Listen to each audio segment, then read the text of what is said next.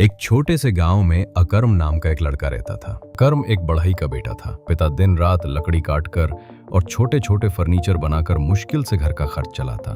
गांव की जिंदगी साधारण थी, लेकिन गरीबी रोज अकर्म की आंखों में नए सपने जगाती। ऐसे सपने जो किसी आम लड़के के लिए शायद नामुमकिन थे। शहर जाकर कुछ बड़ा करना और अपने माता पिता का नाम रोशन करना। अक्सर शाम को खेतों के किनारे बैठकर सोचता, क्या मेरी जिंदगी भी बस लकड़ी काटने और पुराने औजार चलाने तक ही सीमित है?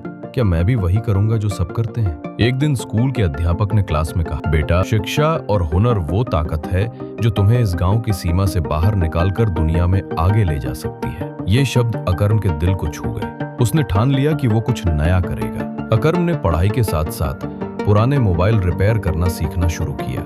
गांव में लोग खराब फोन शहर ले जाते थे। अकर्म ने अपने शिक्षक की मदद से पुराने पुर्जे इकट्ठे किए और छोटे मोटे फोन ठीक करने लगा। लेकिन मुश्किलें कम नहीं थी। बिजली का बार बार जाना, पैसों की कमी और गांव वालों की बातें उसकी राह में रुकावट बनती। कई बार उसका काम बिगड़ जाता और ग्राहक ताना मारते, ये बच्चा क्या जाने रिपेयर क्या होती है। अकर्म को दुख होता, मगर उसने हार नहीं मानी। हर नाकामी को उसने सबक बनाया। एक दिन शहर से एक आदमी गांव आया। उसने अकर्म को मोबाइल ठीक करते देखा और कहा, बेटा, तुम में काबिलियत है, अगर चाहो तो मेरी वर्कशॉप में आकर सीख सकते हो। माता पिता ने पहले हिचकिचाहट दिखाई, लेकिन बेटे के जज्बे को देखकर इजाजत दे दी।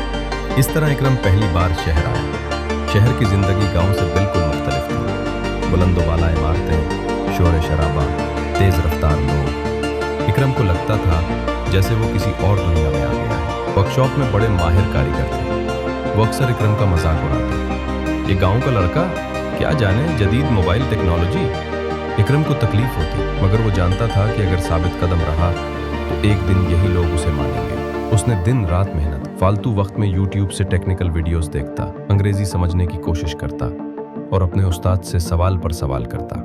कुछ माह बाद एक ग्राहक ने महंगा स्मार्टफोन वर्कशॉप में लाया। बड़े कारीगर हिचकिचाए कि ये काम मुश्किल है। इकरम ने हिम्मत की और कहा, उस्ताद जी, मुझे मौका दे। सबने हैरत से देखा। इकरम ने पूरी तवज्जो और महारत के साथ फोन दुरुस्त किया। ग्राहक हैरान रह गया और खुश होकर कहा, अच्छा तो कमाल कर गया। इसी दिन से वर्कशॉप में इसकी पहचान बदल गई।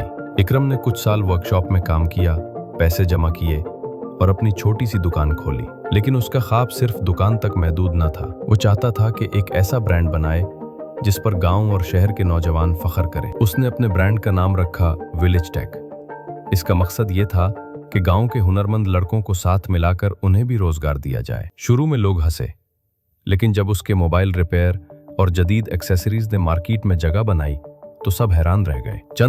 चंद ही सालों में विलेज टेक का नाम पूरे शहर में मशहूर हो गया। अकराम के इश्तेहारात बड़े बड़े बोर्ड्स पर लगे। उसका स्टोर अब एक कंपनी की शक्ल इख्तियार कर चुका था। वही लड़का जो कभी पुराने पुर्जे जोड़कर छोटे काम करता था, अब दूसरों को हुनर सिखा रहा था। गांव के कई लड़के उसके साथ जुड़ गए और अपनी जिंदगी बदल ली। अंजाम और सबक, द मॉरल। अकराम अपने गांव वापस आया। स्कूल के बच्चों के सामने खड़ा होकर कहा, मैं भी तुम जैसा एक आम लड़का था। अगर मैं हार मान लेता तो शायद आज भी लकड़ी काट रहा होता। याद रखो, ख्वाब वही हकीकत बनते हैं जिन्हें देखने वाला कभी हार नहीं मानता। अखलाकी सबक, कभी हिम्मत न हारो। मुश्किलात रास्ता बदल सकती हैं, मगर मंजिल छीन नहीं सकती।